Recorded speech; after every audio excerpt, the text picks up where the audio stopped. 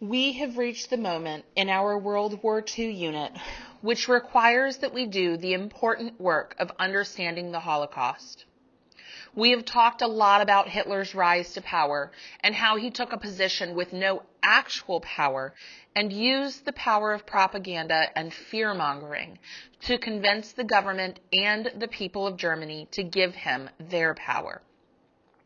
This allowed a single man who wanted to see the downfall of the Jewish race and the rise of the Aryan race to control the fate of every European Jew.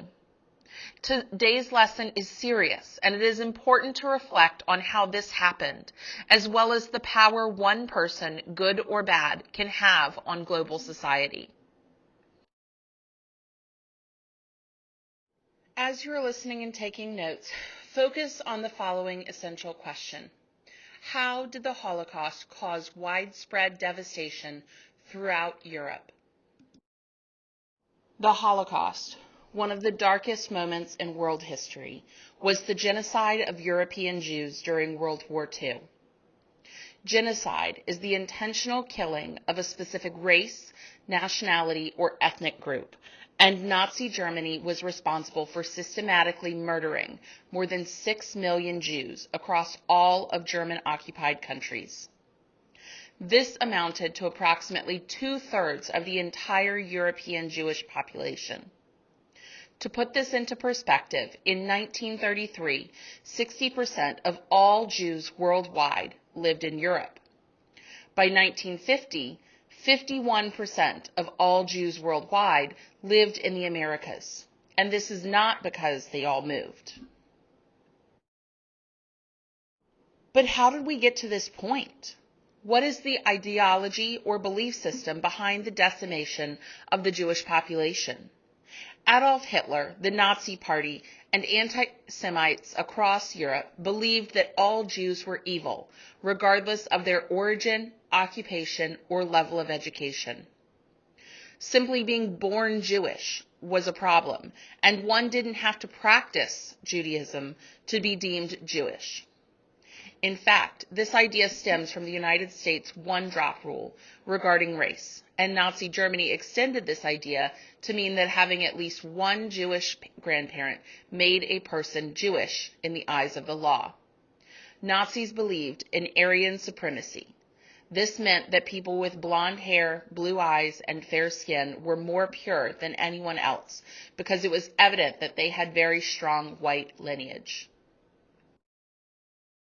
The irony in all of this was that Hitler hated religion entirely.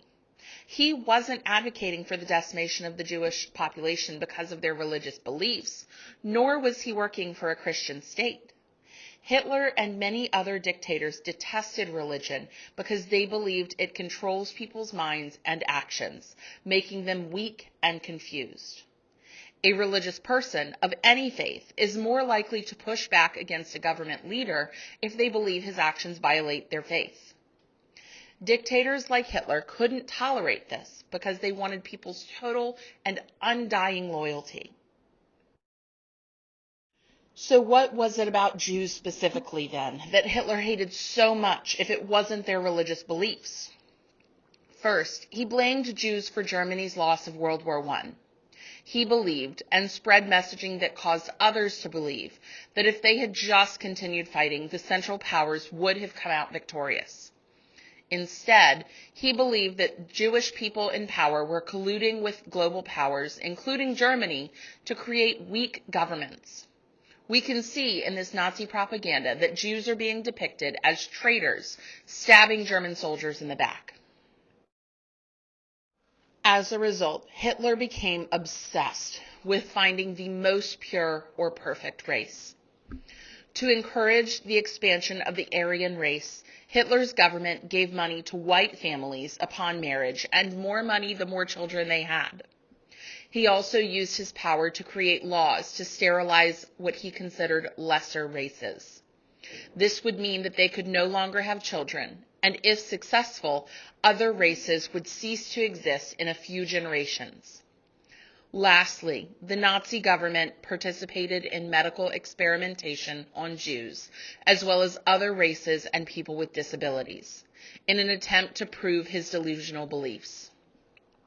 Eugenics, this act of trying to create a perfect race, is as old as society itself.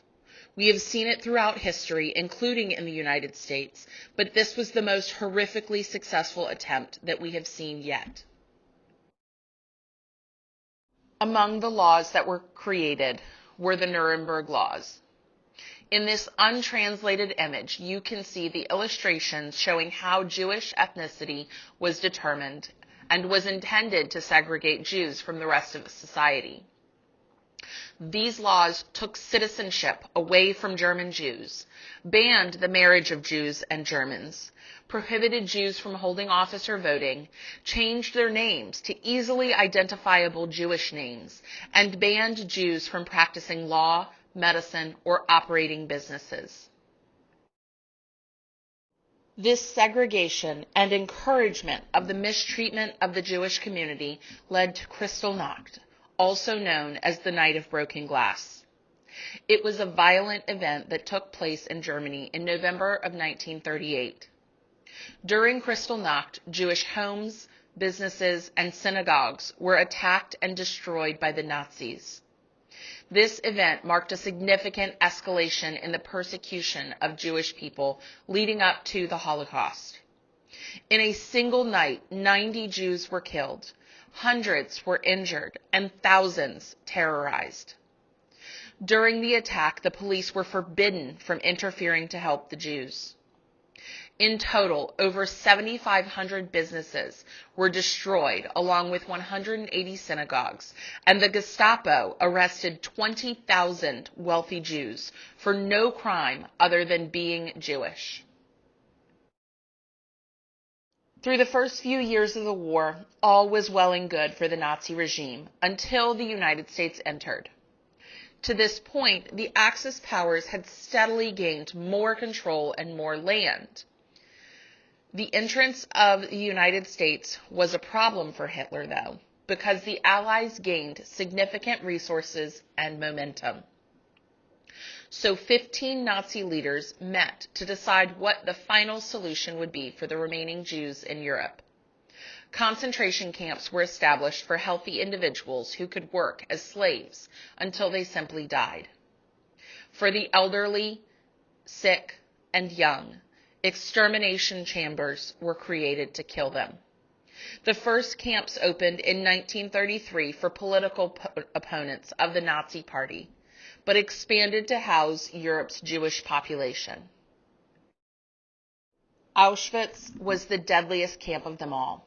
It held 400,000 prisoners at a time, with gas chambers that could kill 2,000 to 3,000 at a time, and up to 12,000 people per day.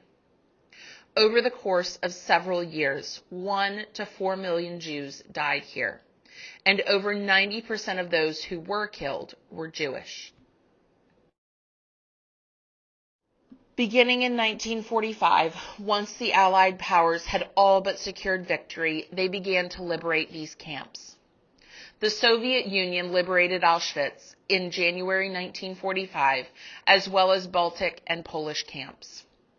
The U.S. freed some 20,000 prisoners held in Buchenwald camp in April 1945.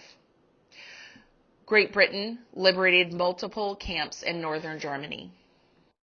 Although the Allies were ultimately successful in ending the Holocaust, their victory came too late for too many European Jews. And those that did survive would only live to continue to retell the horrors they faced and the family and friends who they watched die. As you reflect on this unit and this lesson in particular, it is important to ask yourself how such atrocities could happen and how we can work to ensure that nothing like this can ever happen again.